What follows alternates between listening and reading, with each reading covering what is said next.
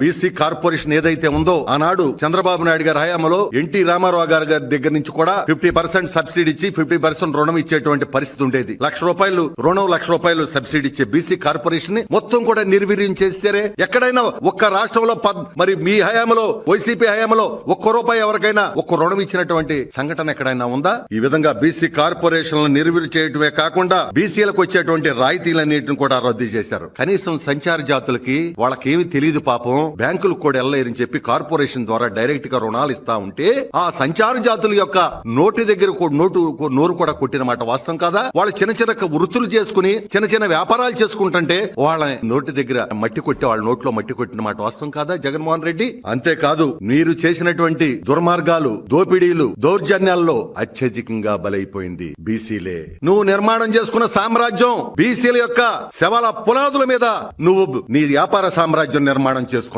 నువ్వు అమ్మినటువంటి కల్తీ మద్యంలో అత్యధికంగా చనిపోయింది, ఆరోగ్యం పోగొట్టుకుంది ఇవాళ బీసీలని కూడా నేను ఈ సందర్భంగా నీకు గుర్తు చేస్తా ఉన్నా.